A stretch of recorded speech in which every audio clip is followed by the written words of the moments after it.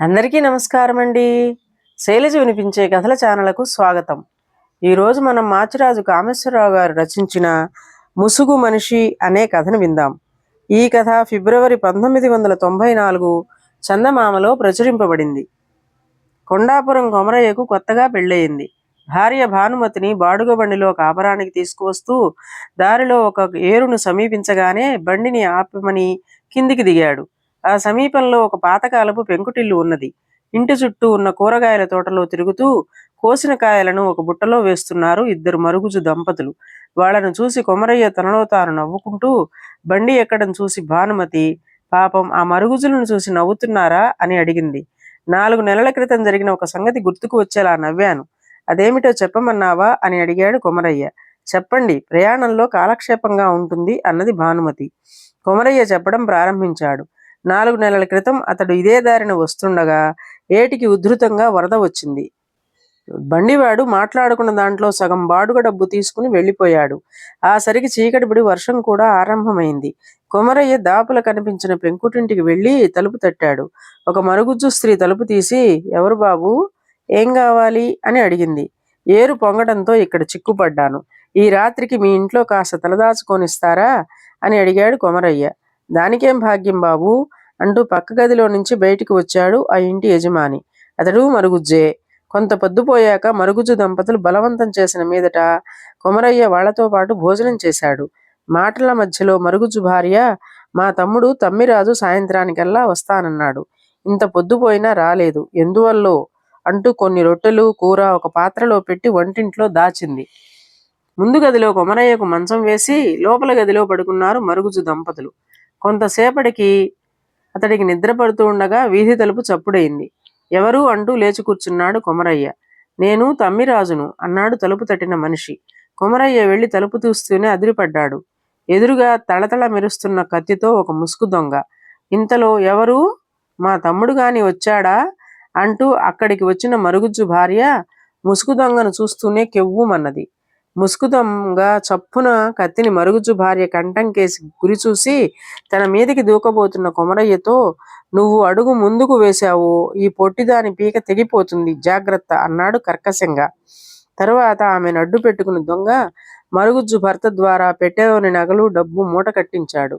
కొమరయ్య చేతి ఉంగరంతో పాటు జేబులోని డబ్బు కూడా తీసుకుని దొంగ వీధి తలుపుకు బయట నుంచి గడియ పెట్టి పారిపోయాడు. మరుగుజ్జు దంపతుల నగలు డబ్బు పోవడం చూసి కొమరయ్య మనస్సు వెలవెలలాడిపోయింది. తను తొందరపడి తలుపు తెరిచి ఉండకపోతే మరుగుజ్జు దంపతులకు ఇంత ధన నష్టం జరిగి ఉండేది కాదు. కొమరయ్య మరుగుజ్జు దంపతులకు క్షమాపణ చెబుతుంటే మరుగుజ్జు భర్త అడ్డుపడి, నీకు చేతులెత్తి మొక్కాలి బాబు, దొంగ కత్తితో నా భార్యను బెదిరిస్తుండగా నువ్వు తొందరపడి వాడి మీదకు పోయుంటే వాడు నా భార్యను చంపేసి ఉండేవాడు అన్నాడు కొమరయ్య చేతులు పట్టుకుని. మర్నాడు తెల్లవారుతూనే కొమరయ్య ఇంటికి వచ్చేశాడు. కానీ అతడికి మనశ్శాంతి లేకుండా పోయింది. అతడు తల్లికి జరిగినదంతా చెప్పాడు. ఆమె చాలా బాధపడి, నీ కారణంగానే ఆ మరుగుజ్జు దంపతులకు నా ధన నష్టం జరిగిన మాట నిజం. ఒక 1000 రూపాయలు తీసుకుపోయిన వాళ్ళకిచ్చిరా అంటూ కొమరయ్యకు డబ్బిచ్చింది. ఆ డబ్బు తీసుకుని సంతోషంగా బయలుదేరాడు కొమరయ్య. ఏటిలో వరద పూర్తిగా తగ్గిపోవడంతో అతడు చీకటి పడుతుండగా పడవలో ఏరు దాటి అవతలి ఒడ్డుకు చేరాడు. అయితే అతడు మరుగుజ్జు దంపతుల ఇంటిని సమీపిస్తూనే ఆశ్చర్యపోయాడు.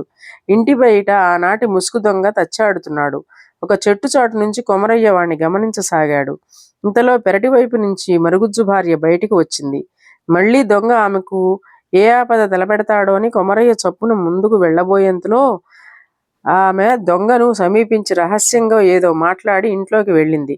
దీనితో కొమరయ్యకు అంతా అర్థమైంది. ముసుగు దొంగ మరుగుజ్జు దంపతుల మనిషే. ముగ్గురూ కలిసి తెలివిగా నాటకం ఆడి అమాయకులైన బాటసాలను దోచుకుంటున్నారన్నమాట. కొమరయ్య క్షణం ఆలస్యం చేయకుండా తలుపు తడుతున్న ముసుగు మనిషిని సమీపించి పిడికిలితో వాడి మెడ మీద గట్టిగా కొట్టాడు. వాడు కిక్కురు మనకుండా కింద పడిపోగానే వాడి ముసుగు వేసుకుని కత్తిని చేతిలో పట్టుకుని తలుపులు తడుతూ, తలుపులు తెరవండి, తమ్మిరాజును అన్నాడు. విలువైన దుస్తులు ధరించిన ఒక 60 ఏళ్ల బక్కపలచని మనిషి తలుపు తెరుస్తూనే, తమ్మిరాజువా, మీ అక్కయ్య నీ కోసం ఎదురు చూస్తున్నది అంటూ కొమరయ్యను చూసి గజగజలాడుతూ గోడవారిగా కుప్పకూలిపోయాడు. అతడు ఆ రాత్రికి ఆ ఇంట తలదాచుకోవచ్చిన పెద్ద మనిషి. ఇదేం తెలియని మరుగుజ్జు భార్య పక్క గదిలో నుంచి బయటకు వస్తూ, మా తమ్ముడు తమ్మిరాజు వచ్చాడా, అని కొమరయ్యను చూసి కెవ్వుమని అరిచింది. కొమరయ్య కత్తిని ఆమె మెడ మీద ఆనించి, ఏది సమయానికి మీ ఆయన ఇంట్లో ఉన్నట్టు లేదే అంటూ మరుగుజ్జు భార్య చేత ఇంట్లో ఉన్న డబ్బు నగలు మూట కట్టించాడు. తర్వాత ఆమెను గదిలోకి పంపి బయట గొళ్ళెం పెట్టాడు. ఆ తర్వాత అతడు తిరిగగా కూర్చుని మరుగుజ్జు దంపతులకు ఒక లేఖ రాశాడు. మీ బుద్ధులు మీ రూపాలకు తగినట్టుగానే ఉన్నవి. లోకంలో దొంగతనం అంత హేయమైన వృత్తి మరొకటి లేదు. ఒంటి మీద పచ్చబొట్టైనా చెరపగలం గాని ఒకసారి దొంగ అన్న ముద్ర పడితే చెరపడం అసాధ్యం. మోసాలతో బాటసారులను దోపిడీ చేస్తున్నందుకు మిమ్మల్ని రక్షక భటులకు పట్టించవచ్చు. కానీ మీ రూపాలు చూస్తే మీపై కోపం రావడం లేదు. మీకు ఒక అవకాశం ఇస్తున్నాను.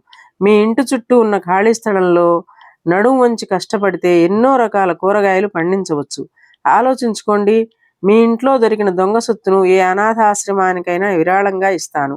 ఈ లేఖ రాసి ఇంకా గోడవారగా మూర్ఛలో ఉన్న బక్కవాడి జేబులో పెట్టి కొమరయ్య తన ఊరుకు తిరిగి వచ్చాడు. ఇదంతా కొమరయ్య భార్యకు చెప్పి, ఇప్పుడు ఆ మరుగుజు దంపతులు ఇంటి చుట్టూ ఉన్న కూరపాదులు పూల మొక్కలు చూస్తే వాళ్ళు దొంగ బుద్ధులకు స్వస్తి పలికి గౌరవంగా జీవిస్తున్నారని తెలుస్తున్నది.